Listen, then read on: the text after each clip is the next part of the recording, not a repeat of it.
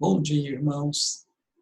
Nós vamos estudar hoje a segunda lição da nossa revista. O tema geral da nossa revista é Desigrejados nem pensar. A primeira lição que estudamos na semana passada tem como tema a importância da igreja. E esta segunda lição tem como tema nosso compromisso como membros da igreja. O texto base da nossa lição encontra-se em Hebreus, capítulo 10, versículos 24 e 25. Eu convido todos vocês para abrirem a Bíblia, Hebreus, capítulo 10, versículos 24 e 25. Diz assim a palavra do nosso Deus: consideremo-nos também uns aos outros, para nos estimularmos às boas obras. Não deixemos de congregar-nos, como é costume de alguns. Antes façamos admoestações, e tanto mais quanto vedes que o dia se aproxima. Como os irmãos não estão com a revista em casa, para poder acompanhar com a revista a nossa aula, eu convido que vocês tenham em mãos um caderno ou um bloco de notas, para anotar os principais pontos da nossa lição. Nós vamos compartilhar a tela e os irmãos poderão acompanhar os principais pontos num PowerPoint que foi elaborado com o conteúdo desta lição.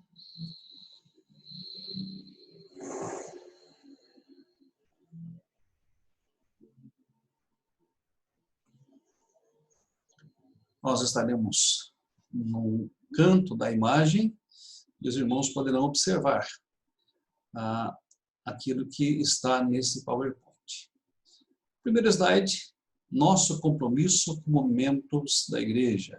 Hebreus capítulo 10, versículos 24 e 25. Queridos, na introdução da nossa lição, o autor afirma que a igreja é um organismo vivo. É muito importante atentarmos para esta definição. A igreja não é meramente uma organização. A igreja é um organismo. E mais do que isso, a igreja é um organismo vivo. Todas as figuras bíblicas sobre igreja mostram esta realidade.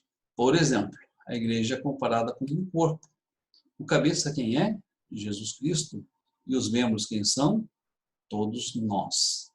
A igreja também é comparada como uma família.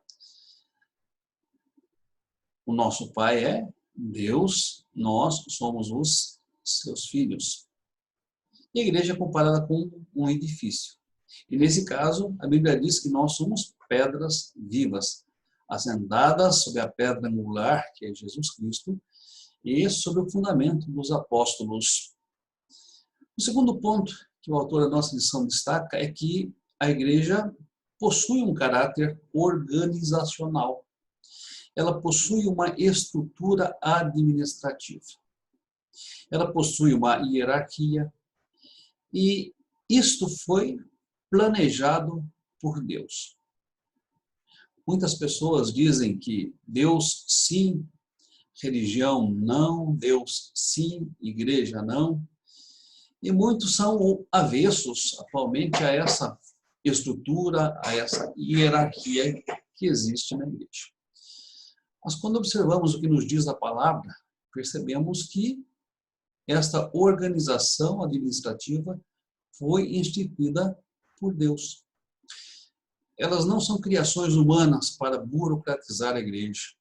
Pelo contrário, elas estavam presentes sempre na história do povo de Deus. Observem que, enquanto o povo caminhava pelo deserto para montar e desmontar o santuário, para transportar o santuário, havia uma ordem estabelecida. Havia uma ordem encarregada de cuidar das coisas sagradas, assim como havia uma ordem para que as pessoas protegessem o acampamento e protegessem o povo de Israel.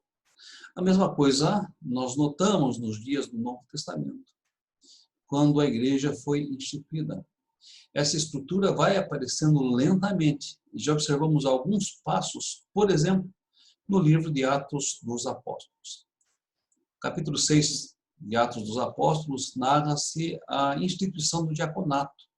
E por que foi necessário escolher diáconos? Porque os presbíteros não davam conta de assistir às necessidades de todos, especialmente das viúvas.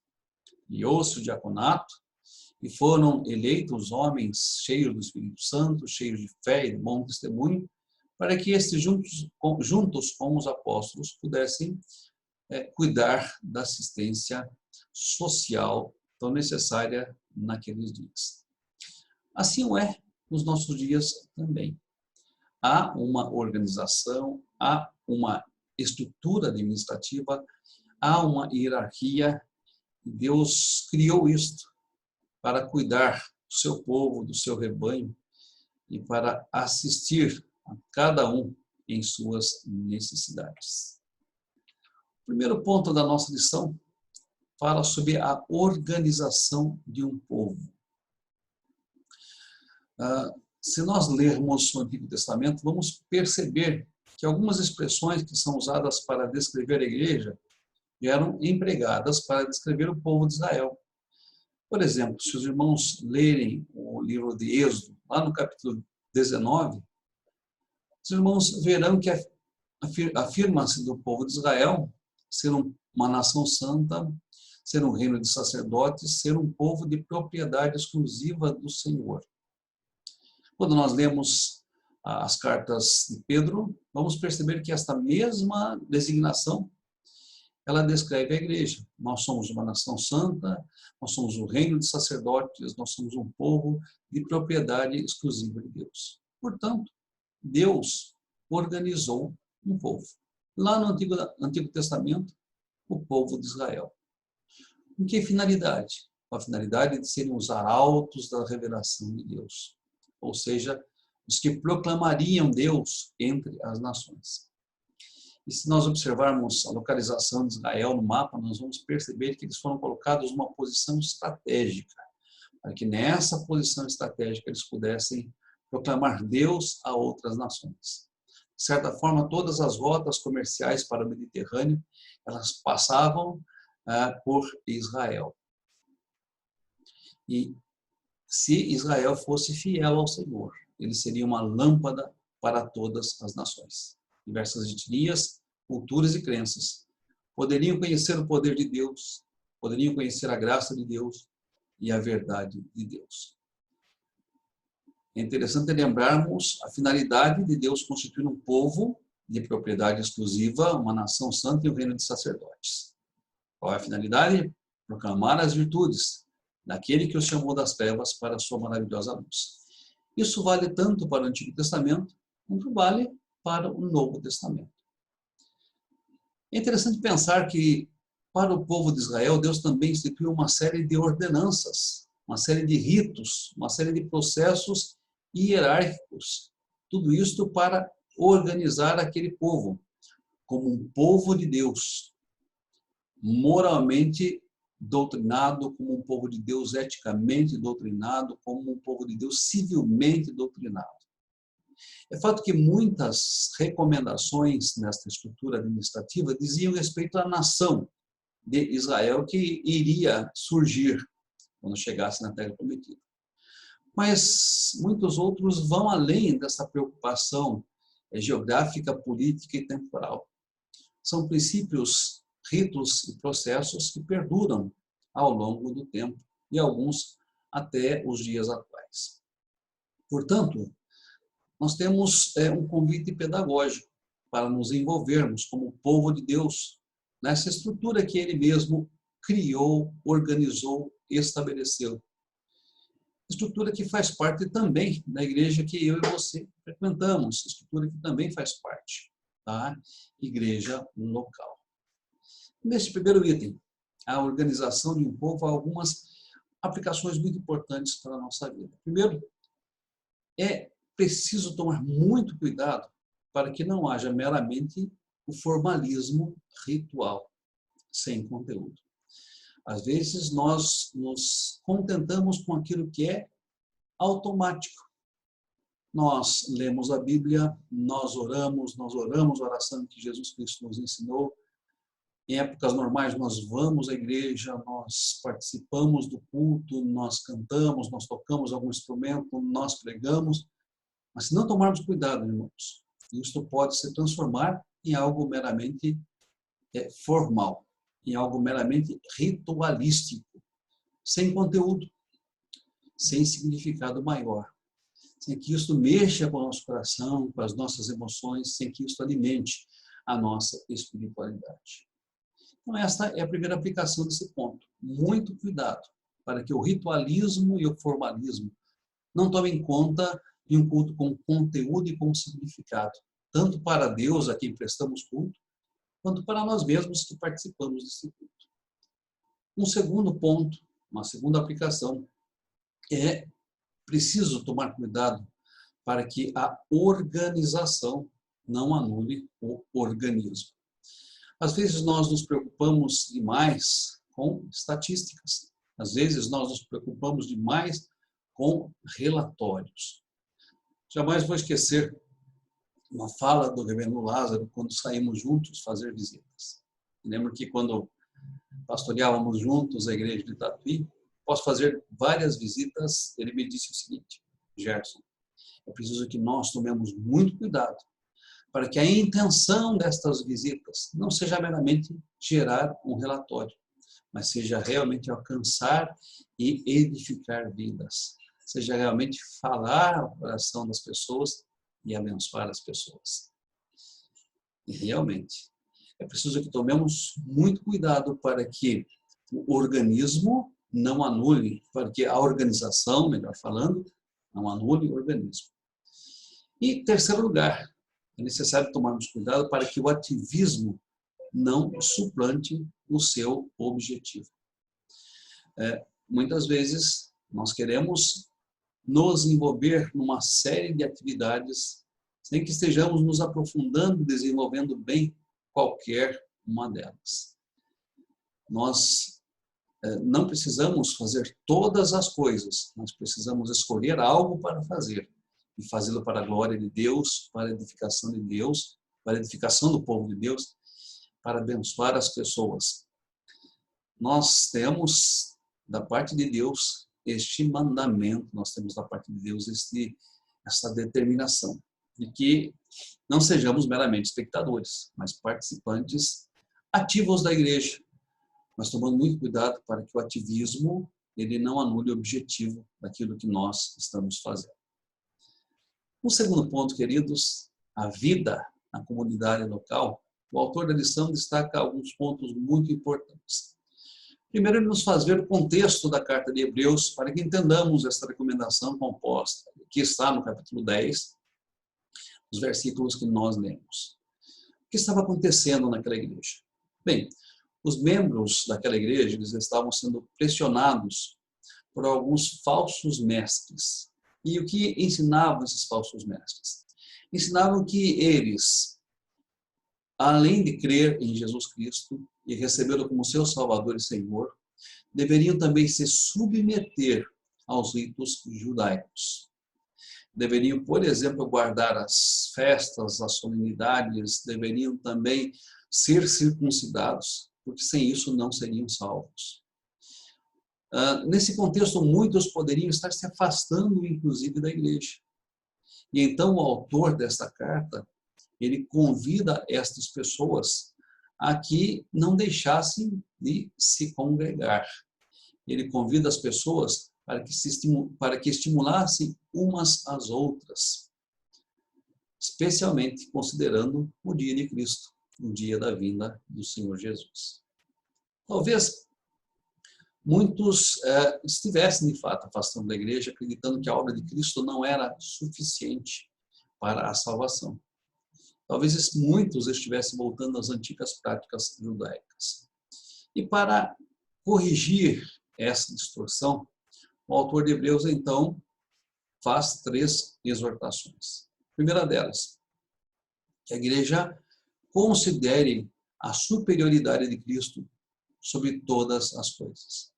Se os irmãos lerem a carta de Hebreus, e vale a pena ler a carta de Hebreus, vão entender profundamente o Antigo Testamento. Vão perceber a importância do Antigo Testamento e da revelação que ali foi dada, mas também vão perceber a superioridade do Novo Testamento. E como Jesus, em sua excelência, suplanta todas as coisas antigamente reveladas. Se os irmãos notarem, lá no capítulo 1, afirma-se que a revelação antigamente dada aos pais pelos profetas se deu de muitas formas e de muitas maneiras. Nesses últimos dias, ela se deu através de Jesus Cristo, que é a exata expressão do ser de Deus, que é aquele que fez todas as coisas, que é aquele que está sentado à direita de Deus. O livro de Hebreus prossegue dizendo que se os sacrifícios forem importantes e necessários, eles não podem ser comparados com o sacrifício de Cristo. Pois no Antigo Testamento, eles eram oferecidos rotineiramente e repetidamente. Jesus, o sacrifício vivo, santo e agradável a Deus, ofereceu-se uma vez apenas, uma vez por todas, para expiação dos pecados de todos. Se o sacerdócio era importante no Antigo Testamento, o sacerdócio de Cristo é muito superior. Porque lá no Antigo Testamento, os sacerdotes ofereciam sacrifícios pelos pecados do povo e pelos seus próprios. Enquanto Jesus Cristo ofereceu-se como sacrifício pelo povo, não precisou oferecer-se por si mesmo, porque não tinha pecado. E se lá os sacerdotes entravam apenas no Santo dos Santos, Jesus Cristo adentrou os céus na presença de Deus. E prossegue o livro de Hebreus mostrando em diversos pontos a superioridade de Cristo sobre tudo o que aconteceu lá no Antigo Testamento. Há uma expressão muito interessante que afirma que Jesus era apenas, o que aconteceu no Antigo Testamento era apenas sombras de uma realidade que pode ser vista em Jesus Cristo. Quando a realidade é vista, as sombras desaparecem. Portanto, a primeira exortação do autor de Hebreus aos crentes a quem é endereçada essa carta é: considerem que Cristo é superior em tudo. A segunda exortação é: considerem uns aos outros, cuidando espiritualmente uns dos outros. É certo que muitos não estavam no mesmo nível, na mesma distância, no mesmo grau de espiritualidade. Havia pessoas que estavam começando a carreira cristã, havia pessoas que já tinham mais experiência da carreira cristã, havia outros que ainda eram mais experimentados, e o autor de Hebreus diz: é na vivência comunitária, é na vivência comum, é no auxílio de cada junta, de cada parte que se dá edificação. Então, que uns estimulem aos outros, que uns cuidem dos outros. Interessante esse modo de pensar, e é interessante essa recomendação, porque nem sempre as diferenças são bem aceitas, nem sempre as diferenças são acolhidas, nem sempre padrões de atitudes e de comportamento são tolerados. E o que o apóstolo nos diz? Se somos um corpo, né? O corpo tem diferentes membros, com diferentes funções, mas todos devem colaborar para que eles cumpram um propósito comum.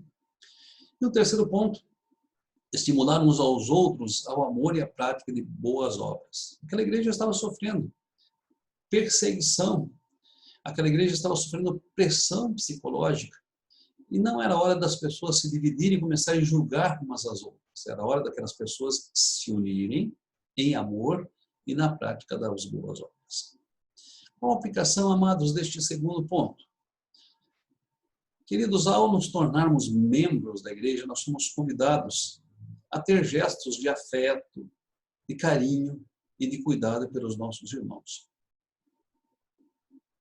Fazemos parte de uma família, fazemos parte de um corpo. Inclusive, passamos a chamar uns aos outros de irmãos. A igreja não é um lugar de solidão.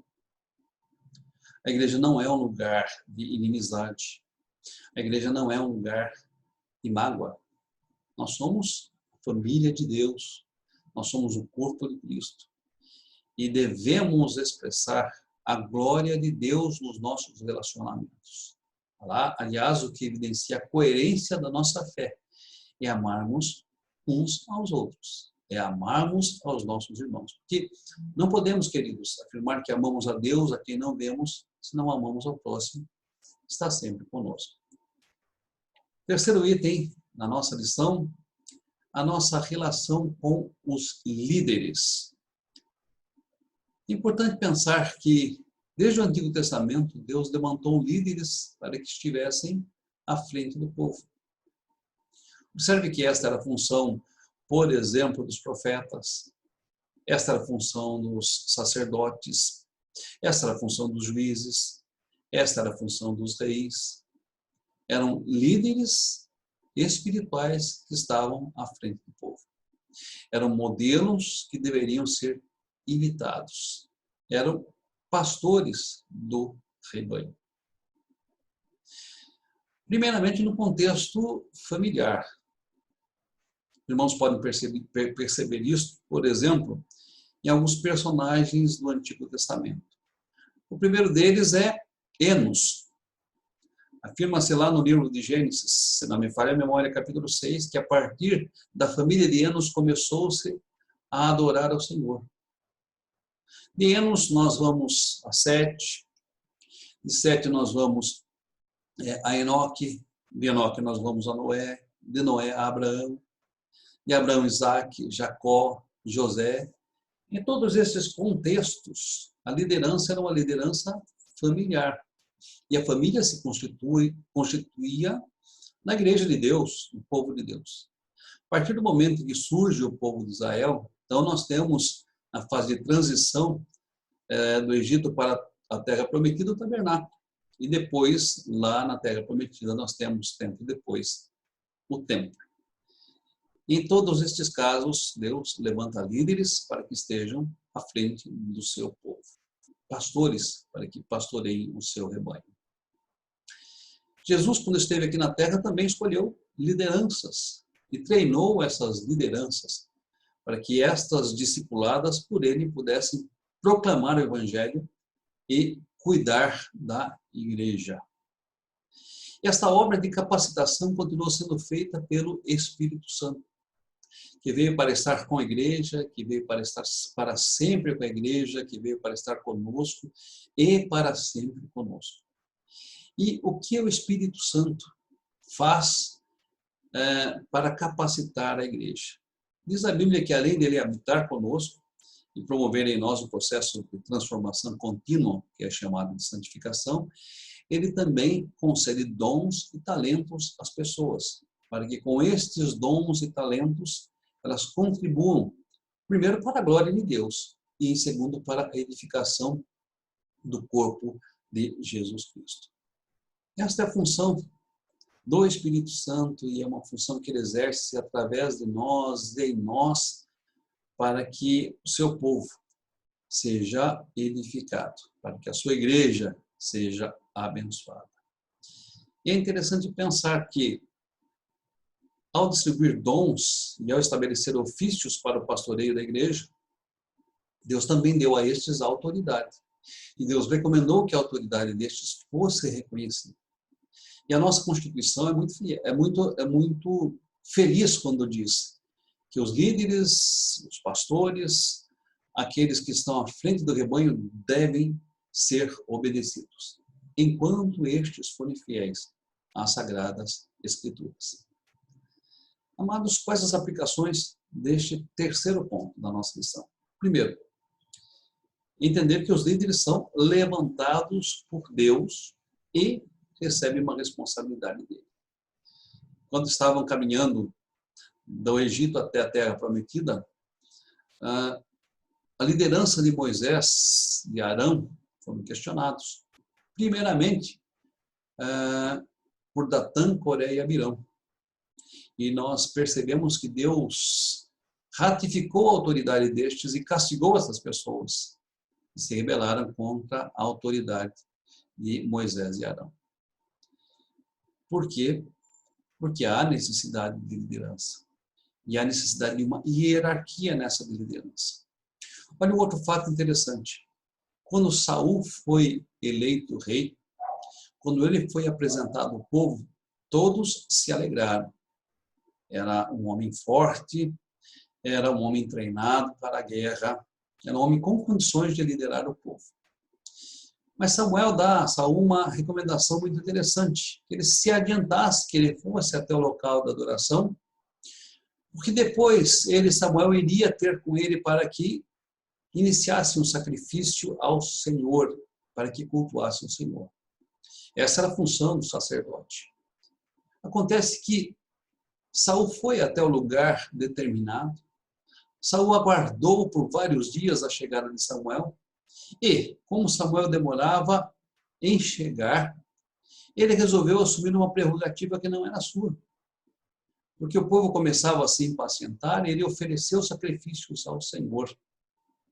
Samuel chegou. E Samuel reprovou grandemente a Saul por essa atitude. Por quê? Porque ele não estava respeitando uma hierarquia estabelecida por Deus. Porque ele não estava respeitando as autoridades estabelecidas por Deus. Vejam bem, ele poderia ser rei, mas não poderia assumir o papel de um sacerdote. Mais do que isso, diz o texto que ele foi rejeitado pelo Senhor. Que a partir desse momento, Deus começou a procurar um rei conforme o seu coração. Interessante pensar.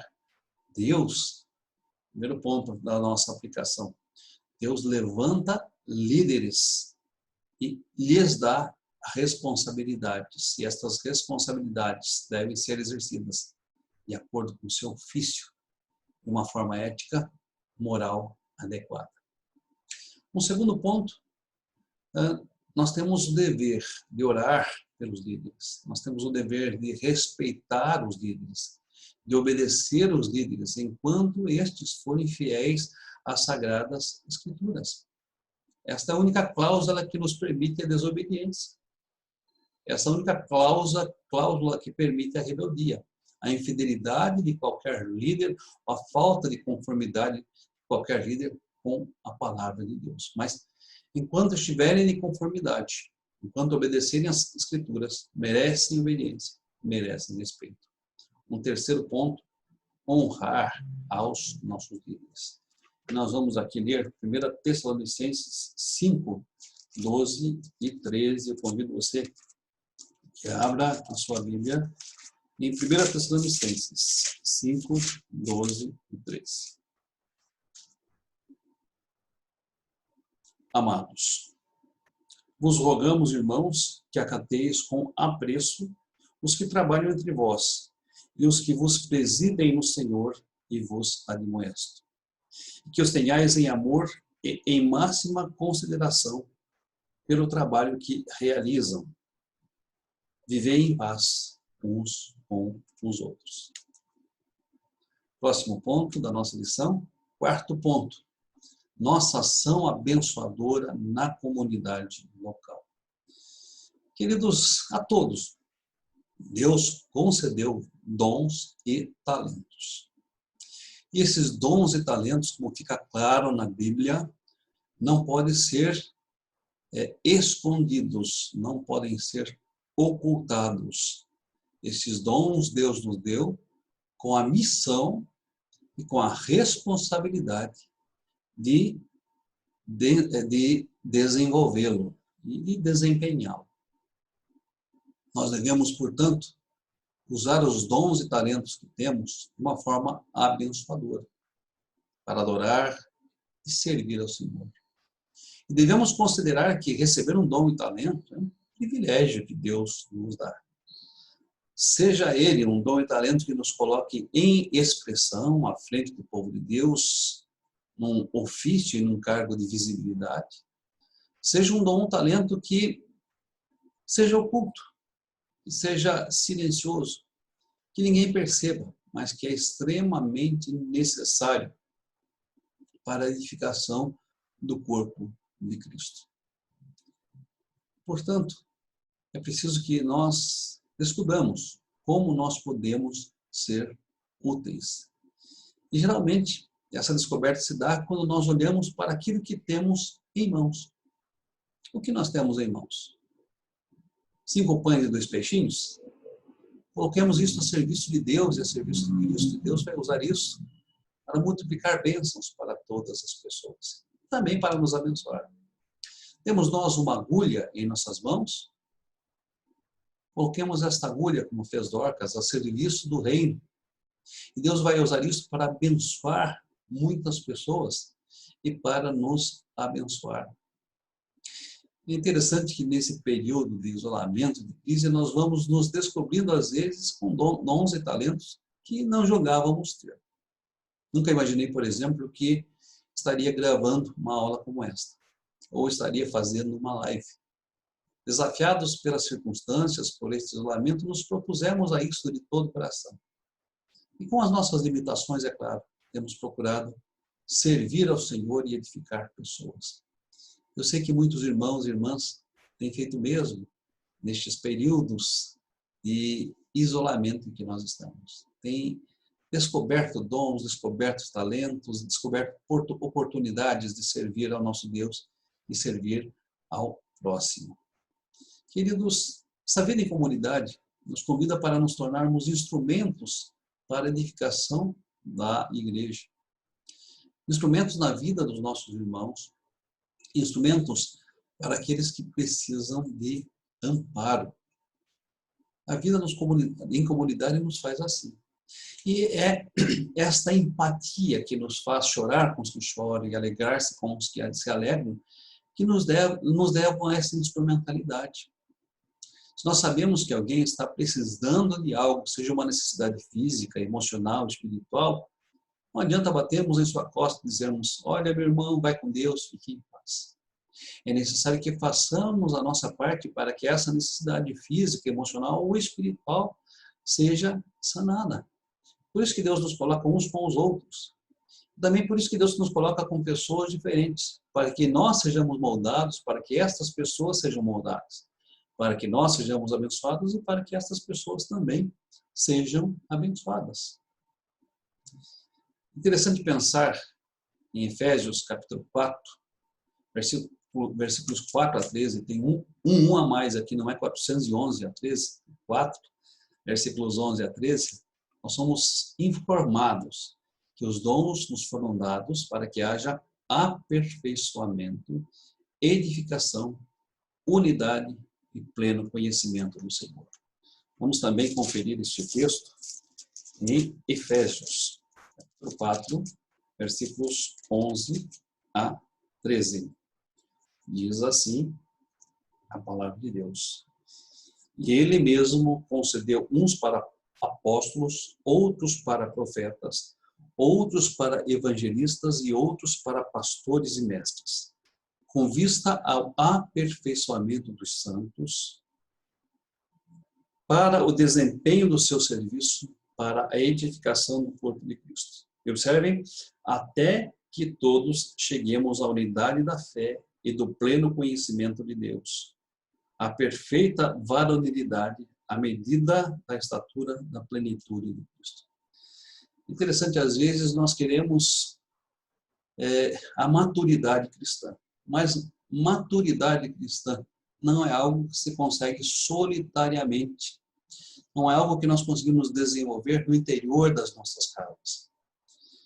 A maturidade cristã é algo que se desenvolve à medida que há contato, à medida que há convívio, à medida que há convivência. O texto nos diz que nós estamos vivendo uma diversidade de dons e talentos para quê? Para que isto contribua à unidade, com o pleno conhecimento do Filho de Deus, a perfeita varonilidade, a medida da estatura da plenitude de Cristo. Nós não estamos podendo nos reunir hoje enquanto igreja, mas não deixamos de ser igreja. Nós não estamos podendo nos unir hoje com os nossos irmãos, mas não deixamos de ser irmãos. Nós fisicamente nós não podemos estar lado a lado, mas espiritualmente nós todos estamos unidos. É assim que deve ser a igreja. É este o conceito bíblico de igreja, de povo de Deus. E a nossa maturidade cristã, ela não vai ser construída sem que nós estejamos dispostos a viver um ambiente de culto, de adoração, na casa de Deus, uns com os outros, em comunhão. Hoje, muitos se afirmam crentes, mas dizem que são desigrejados. E esse é um risco, um grande risco para estas pessoas. Eu tenho observado muitos amigos que fizeram essa opção. Aos poucos foram se desligando dos valores bíblicos. Aos poucos foram se desligando dos valores religiosos. Aos poucos foram se descuidando dos cuidados, de cuidados com a sua vida espiritual. Aos poucos foram se esfriando. E aos poucos se distanciaram efetivamente. Alguns para nunca mais voltar. Interessante pensar que somos exortados a estar uns com os outros. A propaganda passando aqui, nós vamos esperar para continuar. Estamos gravando essa aula à tarde e há um carrinho de propaganda passando aí. Queridos, quais as aplicações deste quarto ponto? Primeira aplicação. Cuidado com o risco de pensar que a igreja são sempre os outros, você não. Muitas vezes vejo pessoas tecendo críticas à igreja, dizendo, nossa, a igreja, a igreja, a igreja. Mas quem é a igreja? A igreja é o povo de Deus, incluindo você. Muitos dizem, a igreja já está fria. É porque você está frio. A igreja precisa de um avivamento, é porque você precisa de um avivamento. A igreja não colabora, é porque você não colabora. A igreja é um reflexo daquilo que nós somos. Cuidado com o risco de dizer a igreja, de dizer e pensar a igreja são os outros. Não somos nós. Um segundo ponto, entenda que a oração para que Deus avive a sua obra é um desafio para que você seja avivado. Que comece em mim e comece em você este avivamento. A oração para que na igreja hajam pessoas envolvidas começa comigo, começa com você. É preciso que eu e vocês sejamos envolvidos. Quantas outras coisas nós desejarmos para a igreja devemos desejar para nós mesmos? Quantas outras coisas nós sonharmos para a igreja devemos sonhar para nós mesmos? Porque nós somos a igreja de Cristo. Um terceiro ponto. Todos, sem exceção, recebem talentos e dons. Todos. Todos têm algo que podem oferecer. Todos têm algo com que podem contribuir para a edificação do povo de Deus. Não existe ninguém que tenha todos os talentos, que possa fazer todos os serviços. Também não existe ninguém que não tenha talento nenhum e que não possa fazer nenhum serviço. Todos têm talentos e dons e podem servir dentro dos talentos e dons que receberam. Queridos, Deus, diz a Bíblia, distribuiu a sua multiforme graça. E a nossa função é ser bons administradores e bons despenseiros da multiforme graça que Deus distribuiu em forma de talentos e dons para cada um de nós. Concluindo a nossa escola dominical e o estudo dessa segunda lição, algumas perguntas para a nossa reflexão. Primeiro, como tem sido o meu envolvimento, o seu envolvimento na igreja local? Estamos nós profundamente inseridos e envolvidos, vivendo uma vida comum e vivendo um sonho comum de igreja? Segundo, você já se tornou membro oficialmente desta igreja? Se é membro oficialmente desta igreja, você está honrando os compromissos que você assumiu, não com a igreja, mas com Deus no dia da sua profissão de fé? Você está vivendo a integralidade deste compromisso em todos os dias da sua vida? Quando os irmãos estão cansados, desanimados, desistindo de congregar, o que você faz? Simplesmente afirmar, não, era dos nossos mesmo. Ou ora por essas pessoas. ou busca estas pessoas, ou procura trazer essas pessoas, ou procura de alguma forma expressar o seu amor e o seu carinho para com essas pessoas. Última pergunta. Que dons e talentos você tem? Você tem empregado esses dons e talentos para a glória de Deus e para a edificação do seu povo, para a edificação da sua igreja? Queridos, concluindo a nossa lição, gostaríamos de desafiar todo o povo de Deus, como igreja, para que compreendamos a importância deste organismo criado por Deus, para que participemos fielmente desta organização, colocando conteúdo e sentido em todas as coisas que nós fizemos, para que desenvolvamos os nossos talentos e dons e empreguemos esses talentos e dons para a honra e glória do nosso Deus, para a edificação do seu povo aqui sobre a face da terra. Queridos, Deus nos fez iguais na graça. Deus nos fez iguais na salvação. Deus nos faz iguais na dotação do seu Espírito Santo. Ele quer que nós, igualmente, tenhamos uma mesma alma, o mesmo sentimento e possamos lutar juntos pela fé evangélica.